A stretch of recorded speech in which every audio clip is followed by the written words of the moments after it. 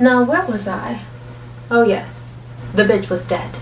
She stares down at the cobblestone street in a daze, sitting on one of the porch steps to the inn. After 30 minutes of having a complete breakdown, she felt like her energy was fading. So she sat, the shock of her discovery finally passing and leaving her exhausted. People continued to walk through her on their way up and down the stairs, but she no longer cared. She was too numb to care. How could this have happened? She thought to herself. Her mind drifts back to the cliff and the memory of her own voice floods into her head, saying, "I'm gonna kill you." It was sinking in that she jumped off of a cliff and she didn't survive like she thought. But why was she like this? A ghost. Why is she still here amongst the living and not in a never-ending dark abyss or entering some pearly gates somewhere? Is this really how the afterlife is? She looks around at the people dashing to and fro, carrying on with their mundane lives. Was this how she was supposed to spend her eternity? Suddenly the sea of people walking the streets part as the clopping of hooves filled the town square and a troop of soldiers emerged through the crowd. Their blue and gold uniforms are a stark contrast to the muted pastel and brown clothing of the surrounding people. Her body jolts, and ice-cold terror shoots through her as flashes of soldiers' faces contorted into snarls and grimaces appear in her mind, before immediately dissipating. Instinctively, she gets to her feet and dives behind a couple of barrels sitting out in front of the inn.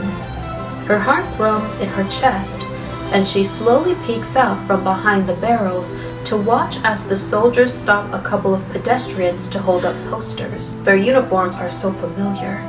An insignia of a sword is embroidered on their upper sleeves, along with a couple of other interesting-looking designs. She swallows hard. Dear God, please don't let them find me. Just let them hurry along and please don't let them. She catches herself, stopping mid-prayer. Wait.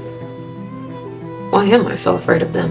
She looks down at her shaking hands, then back up towards the soldiers. It's not like she's seen them before. I mean, their uniforms look familiar, but she hasn't seen those particular soldiers before.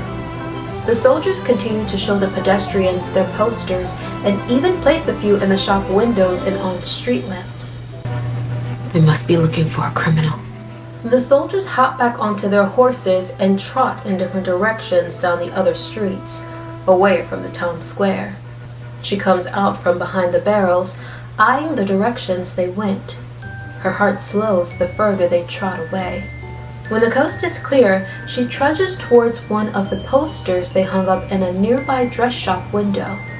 It's a picture of a man with a crazed look in his eyes and a scar across the left side of his face. The word "wanted" is printed in big bold letters beneath the picture, with more information in smaller print underneath it, along with the royal symbol. They're looking for a criminal wanted by the king. She takes another look at the man's face. With a face like that, he definitely did whatever they think he did. She takes a step back and turns around to gaze into the crowd of people going about their day. Familiar information tickles the corners of her memory. Is that why she was afraid of them? The soldiers?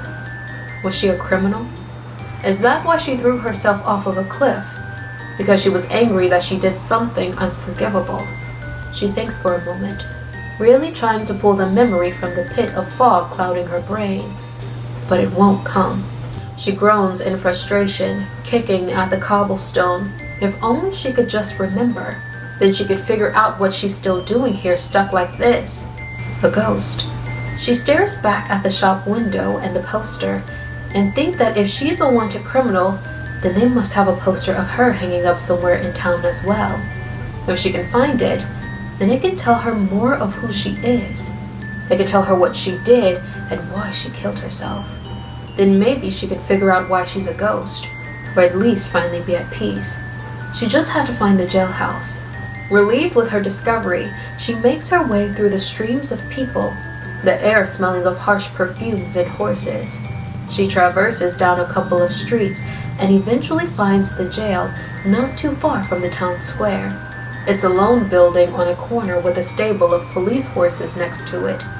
Just her luck. The bulletin board is right out front with pictures of wanted men and women, as well as missing people tacked to it. Relieved, she jogs to it and scans the board, looking for her face. But she came up with nothing. Not one of these posters is about her. Frustrated, she puts her back against the board and rests her head with a huff. As she contemplated what to do with the rest of her non-existence, an older man with graying hair and a mustache slowly shuffles up to the bulletin board with something dangling from his fingers. She watches him out of the corner of her eye as he steps up next to her and stares at a picture of a young, smiley boy with warm brown eyes and freckled brown skin. A sob escapes from the man's lips. His red eyes glisten with unshed tears, and his mustache twitches as he tries to keep his composure. He lifts the object in his hands, shakily placing a colorful necklace on the peg holding up the picture of the boy, and giving it a gentle kiss. She watches the older man shuffle away with his shoulders hunched in silent agony. She pushes off of the bulletin board and stares at the child and the necklace. That's probably the hardest thing to ever have to endure, missing one of your loved ones and not knowing what happened to them. At least if you had a body, you wouldn't have to wonder, and you'd be able to put them to rest. But to have nothing. The necklace sways in the breeze, and a thought dawns on her. Material things don't just disappear. They get left behind. If I go back to where I woke up by that cliff, then maybe I can find some identification or something that fell off of me that would tell me more of who I am. A fire reignites in her belly. She tears her eyes away from the young boy and hurries from the jail, making her way back to the entrance of the town. It was dark when she made her way here last night, but it's not hard to see the rocky cliff drop in the distance in the daylight. She retraces her steps and makes it to the base of the rocky cliff. It looks much different in the daytime. The ground is a lot more brush than she remembered. Where to start? She starts scanning the ground for any items left behind, maybe a locket or some papers. She gets on her knees and looks under some of the bushes, making sure nothing had rolled and hidden under there. Then she spots a piece of dark purple fabric hiding under some leaves and branches. Her heart pounds in excitement as she steps over twigs and brush to reach it. I knew it! I knew there had to be something. She stops short, a gasp escaping her lips as her heart plummets straight into her stomach. She stares down at her body laying on the cold, hard ground. This was a little more than she expected to find. Material objects don't disappear, and neither do bodies. She's wearing the same dark purple dress, except the one on her actual body is tattered and dirty. She looks like a large doll. Even though she's been laying out here all night in the dirt, her dark brown skin still looks soft and smooth. Her neck is contorted in an awkward shape, and so is her leg.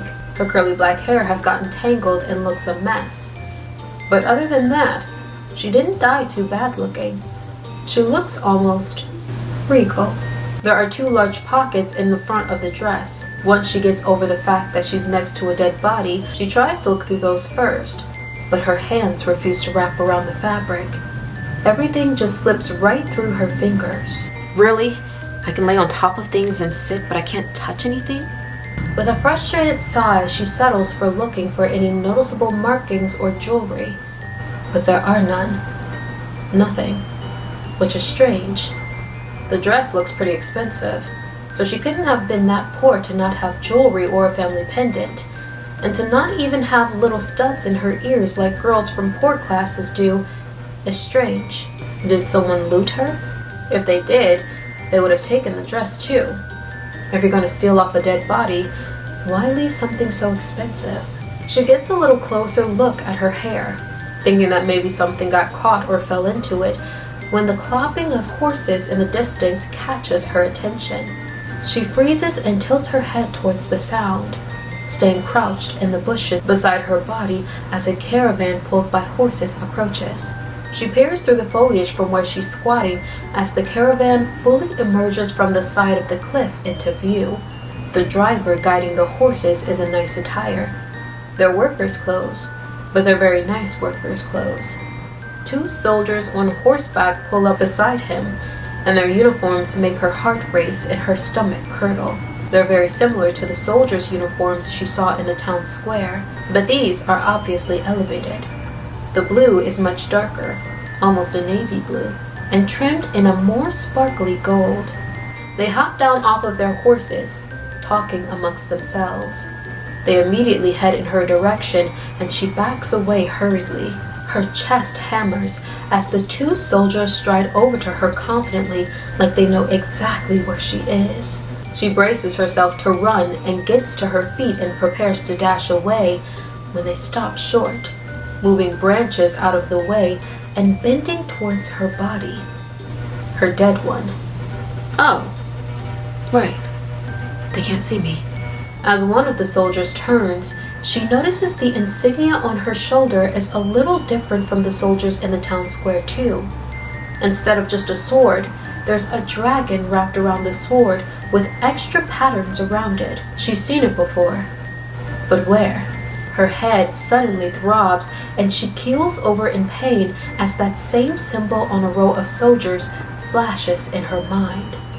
Soldiers standing on either side of her creates a pathway, while the soldiers on the ends blow trumpets with long flags hanging from them, sporting the same symbol sewn with gold thread, a sword with a dragon wrapped around it. She gasps, rubbing her temples. These are royal guards. That symbol is the symbol of the royal family. The other guard looks up at the cliff. Looks like she didn't come to a peaceful end, he says. The other soldier scratches her head. Yeah. Let's make this quick and get back before dark. Two more soldiers exit from the back of the caravan with a stretcher and lay it next to her body. Then, all of them proceed to lift her onto it and carry her body back to the caravan. She follows them hesitantly, her curiosity piqued. What would royal soldiers who belonged to the royal family be doing picking up a criminal's body and taking it with them? Were her crimes graver than she thought? Is she a better criminal than what she gave herself credit for? The soldiers rode back into the caravan, and the other two who she assumed were in charge hopped back onto their horses. They seem to know what they're doing. Maybe if she followed them, they can lead her to finding out more about herself. She hurries and jogs the rest of the way to the back of the caravan before they can take off, and hops in, huffing as she takes a seat next to a soldier whittling a spoon. The man sitting next to her doesn't say much. Some of the soldiers try to make light of the situation, but she can tell they're all very uncomfortable having her body lying on the floor in front of their seats. You would think that soldiers who were trained for this kind of thing wouldn't be so uptight being next to a dead body. After a while, they all go quiet. The silence is odd and deafening as they sit around her covered corpse. You would almost think they were mourning her.